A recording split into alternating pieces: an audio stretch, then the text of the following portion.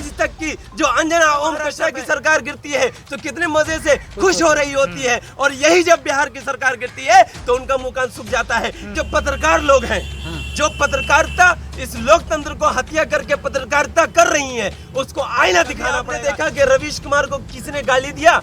क्या आपने देखा कि इस देश में जो सच्चे पत्रकार हैं उसको किसी ने बाइकआउट का नारा लगा दिया? जो शाम में आकर के हल्ला बोलती है, क्या उसने दिखाया था? क्या सुधीर चौधरी का जो पहले डीएनए था, उस डीएनए में क्या रंजन ने इस चीज को दिखाया? गरीबों का, दलितों का और अति पिछड़ों के सवाल को जब टीवी में नहीं लाया जाएगा तो उसका विरोध इस देश की जनता और बिहार की जनता करने का काम करेगी। देखिए, बिहार की जनता कल बहुत खुश थी जिस तरीके से बिहार की जनता ने महागठबंधन को मैंडेट दिया था, इस आशा के साथ कि बिहार में एक बेहतरीन सरकार बनेगी। उसको बीजेपी दमनकारी सरकार ने जिस तरीके से अलोकतांत्रिक तरीके से उसको सरकार नहीं बनने दिया था और नीतीश कुमार को जबरदस्ती सीएम बना दिया गया था, इसलिए जब कल सरकार चेंज हुई तो बिहार की हर गरीब गुरबा जनता खुश थी। और जो नीतीश कुमार ने पाला बदला है, इससे बिहार की जनता का बहुत ज़्यादा अच्छाई के लिए और बिहार की जनता और आगे बढ़े, इसके लिए बहुत अच्छा कदम लिया गया है। जिस तरीके से आप देख सकते हैं कि नीतीश कुमार ने जो आरोप लगाया, उनका आरोप क्या था? उनका आरोप ये था कि हमें सही तरीके से काम नहीं करने दिया जा रहा है और क्षेत्रीय पार्टियों को बीजेपी पूरा निगल जा रही है और डिकार तक नहीं ले रही है। और इसको सिद्ध करती है कल जिस तरीके से राज्यसभा के मेंबर और बिहार के पूर्व डिप्टी सीएम सुशील कुमार मोदी जी ने जो बयान दिया कि हमने महाराष्ट्र की सरकार को गिराया और इसी तरीके से हम बिहार की सरकार को भी गिराने वाले थे, मगर वहां हमारे पास मैंडेट नहीं थी, इसलिए हम वहां गिराने की कोशिश नहीं कर रहे थे। आप देख सकते हैं कि बीजेपी ने मणिपुर में क्या किया। जब पूरा देश कोरोना की महामारी में डूबा हुआ था, जब पूरा देश कोरोना से परेशान था, तो ये बीजेपी के लोग मध्य प्रदेश की सरकार गिराने के लिए एकदम परेशान थे, तत्परता थे कि मध्य प्रदेश में किस तरीके से कांग्रेस की सरकार गिर जाए। नीतीश कुमार की इस पहल का हम पुरजोर तरीके से स्वागत करते हैं और ये उम्मीद करते हैं कि अब पूरे बिहार में जिस तरीके से काम नहीं हो पा रहा था, अब और अच्छी तरीके से काम होगा। आप देख सकते हैं कि ब्लॉक लेवल बीजेपी सरकार गिराए तो सकते हैं कि ये सत्ताधारी बीजेपी के चलते जिस तरीके से ब्लॉक लेवल में सीओ वीडियो वगैरह 200, 400, 500 रुपया लेकर के किसी का भी मोटेशन कर देते थे, किसी का भी रसीद काट देते थे। अगर उनके खिलाफ में कोई बयानबाजी की जाती थी, अगर उनके खिलाफ में किसी तरह का कोई भी एप्लीकेशन दिया जाता था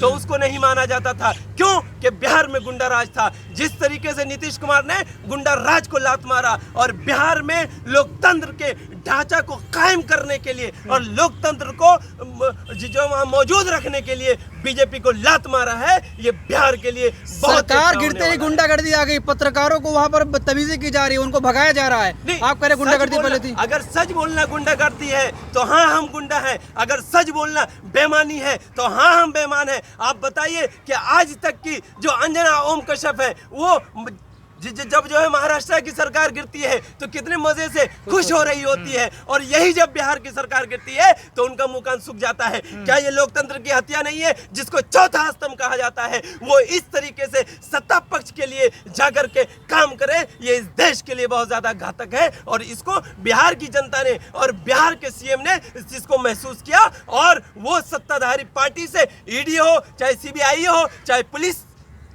का जो अपना तंत्र है उसको लात मारा और कहा कि हम राष्ट्रवादी लोग हैं, हम बिहार के हित में काम करेंगे और बिहार की जनता ने हमें जिस लिए 2020 में वोट दिया था हम वो काम करेंगे। और बिहार की जनता जिस तरीके से तरहेमाम कर रही थी, जिस तरीके से परेशान थी, जिस तरीके से बिहार में रोजगार नहीं था, जिस तरीके से बिहार को स्पेशल पैकेज का वादा किया था बीजेपी के माध्यम से किया गया था, जिस तरीके से पटना यूनिवर्सिटी को सेंट्रल यूनिवर्सिटी का जो है सेंट्रल यूनिवर्सिटी बनाने का वादा किया गया था, जिस तरीके से भागलपुर को और बिहार में कई जिलों को स्मार्ट सिटी बनाने का झूठा वादा किया गया था, वो वादा पूरा नहीं हो रहा था। लेकिन जिस तरीके से तेज प्रताप बीजेपी को लात मारा गया और लोकतांत्रिक तरीके से सरकार, लेकिन जिस तरीके से तेज प्रताप सरकार बनते ही मीडिया को वो धमकाना शुरू कर दिए हैं। धमका नहीं रहे, वो सच बोल रहे हैं, वो सच बोल रहे हैं। बीजेपी के मीडिया बिक गया है? बीजेपी के जो पत्रकार लोग हैं जो पत्रकारिता इस लोकतंत्र को हत्या करके पत्रकारिता कर रही है, उसको आईना दिखाना पड़ेगा। अगर हम आईना दिखाने का काम नहीं करेंगे तो इस मीडिया के माध्यम से ये देश और नीचे चला जाएगा। आप देख सकते हैं किस तरीके से दलितों के ऊपर में रोजाना अत्याचार किया जा रहा है, किस तरीके से गरीबों के ऊपर में तिरंगा का बहाना दे करके 22 रुपए और 32 रुपए का तिरंगा बेचा जा रहा है। क्या ये लोकतंत्र की हत्या नहीं है? क्या अब लोग हमें सिखाएंगे कि हम तिरंगा, क्या लोग हमें सिखाएंगे कि हम कब और कहां जो है झंडा फहराएंगे? क्या लोग अब हमें सिखाएंगे कि हम तिरंगा कहां से ये करेंगे, खरीदेंगे? जब बिहार की जनता बाढ़ में डूब रही थी तो उप मुख्यमंत्री उस टाइम के डिप्टी सीएम हाफ चड्डी पहन के भाग जाते हैं। क्या उन्होंने अपने क्षेत्र में काम किया? क्या उन्होंने बाढ़ से डूबती हुई जनता को जिस तरीके से छोड़ के भागने का काम किया था, क्या उनकी सरकार नहीं गिरनी चाहिए? क्या उनसे सवाल नहीं करनी चाहिए? वो तो डिप्टी सीएम थे, मगर बिहार की जनता को बाढ़ में डूबते हुए छोड़ के भाग गए थे। ये सब इस मुद्दे पे आएंगे, पत्रकारों को जिस तरह से वहां पर धमकाया गया, गो बैक के नारे लगाए गए, ये बेइज्जती करना क्या बिल्कुल नहीं। क्या सबको क्या गया? जो सच्ची पत्रकारिता करते हैं, जो चौथे स्तंभ को कायम रखते हैं, जो चौथे स्तंभ की हिफाजत करते हैं, क्या उनके साथ में कभी भी बर्बरता की गई? क्या कभी आपने देखा कि रवीश कुमार को किसी ने गाली दिया? क्या आपने देखा कि इस देश में जो सच्चे पत्रकार हैं उसको किसी ने बायकॉट का नारा लगाया?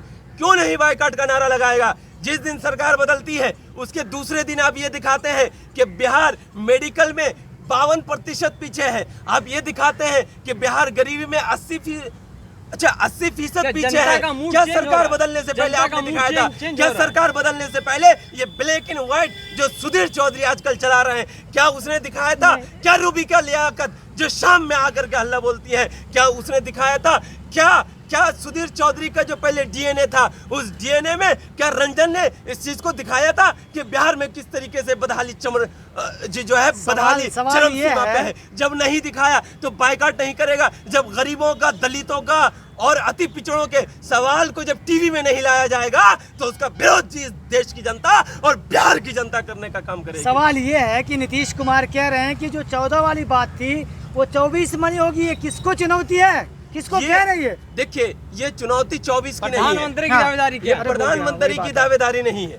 अभी बात बिहार की चल रही है। जब 24 की बात आएगी उसमें महागठबंधन के जो लोग हैं वो लोग चुनौती किसको है? प्रथम मोदी को। चुनौती जो लोकतंत्र की हत्या जो लोग कर रहे हैं उनको चुनौती है। जो लोग छोटी पार्टी, क्षेत्रीय पार्टियों को निगल जा रहे हैं और डकार तक नहीं ले रहे हैं, उनको चुनौती है। आप देख सकते हैं कि महाराष्ट्र में जिस तरीके से शिवसेना ने वहां बीजेपी को पनपाया और बीजेपी को आगे बढ़ाने का काम किया, उसी शिवसेना को बिना किसी पार्टी के 40 या 34 विधायक लेकर के जो सिंधे हैं उनके साथ में सरकार बना लेती है। मणिपुर में जहां उनको मैंडेट नहीं मिली वहां जाकर के विपक्ष में बैठ जाते हैं। और अनेकों स्टेट ऐसे हैं जहां बीजेपी को लोगों ने नकार दिया था, मगर वहां जाकर के सत्ता में बैठ जाती है। इसी की चुनौती ये बिहार की धरती है जो कुर्बानी देना पसंद करती है इस लोकतंत्र को बचाने के लिए और इस देश को बचाने के लिए। हमारी मिट्टी ने हमेशा इस देश की मोहब्बत को सिखाया है। हमने एक से एक स्वतंत्रता सेनानियों को बिहार से जन्म दे करके इस पूरे देश में जो है देश को आजाद करवाने के लिए भेजा है। और आज भी आप 24 को छोड़िए, आप इस देश में अब ये संकेत चला गया है कि बिहार की मिट्टी ने अब लोकतांत्रिक तरीके से सरकार को गिराना भी जानती है और जो लोग लोकतंत्र की हत्या कर रहे हैं उनको सरकार से भगाना भी जानती है। जिस चाचा को पलटू राम कहते थे उन्हीं के साथ सरकार बना रहे हैं आप लोग। नहीं, सरकार भाई हमारे चाचा हैं। हर घर में लड़ाई होती है, हर घर में जहाँ पे 4 लोग रहते हैं वहाँ लड़ाई झगड़े होते रहते हैं। हमारे साथ में लड़ाई झगड़ा हुआ था, हमारे चाचा हैं, हमने पलटूराम बोला था। अब ये हमारी आपस की बात है, आपके पेट में क्यों दर्द होती है? आप बताइए, जिस टाइम महागठबंधन की सरकार बिहार में टूटी थी, हमारे डिप्टी सीएम ने उस टाइम पे एक आरोप लगाया था उनके ऊपर में कि ये भ्रष्टाचारी हैं, इस वजह कर हम सरकार तोड़ रहे हैं। क्या बीजेपी के लोगों ने तथैया नहीं किया था? आज जिस तरीके से बीजेपी के ऊपर में और माननीय श्री नरेंद्र मोदी जी के ऊपर में और माननीय अमित शाह के ऊपर में जो आरोप लगा रहे हैं और इसके विपक्ष जाकर के पटना में ये बीजेपी वाले नंगा नाच कर रहे हैं। आज हमारे नेता श्री राहुल गांधी जी और हमारे नेता बिहार के डिप्टी सीएम श्री तेजस्वी यादव जी के बारे में जो अपशब्द का इस्तेमाल कर रहे हैं, क्या इनको शर्म नहीं आती है कि जब महागठबंधन की सरकार टूटी थी, जब महागठबंधन के लोग और विपक्ष के लोग जब सड़कों पे आए थे, यही डिप्टी सीएम जो कल प्रेस कॉन्फ्रेंस कर रहा था और ये दावा कर रहा था कि हमने छोटी पार्टियों को तोड़ा है, वो लंगा नाच नहीं कर रहे थे बिहार की सड़कों पे, क्या वो पटना की सड़कों पे जाकर के तथैया नहीं कर रहे थे? जब कर रहे थे, आज आप पे बीती है तो आपका मुंह कान सूख रहा है।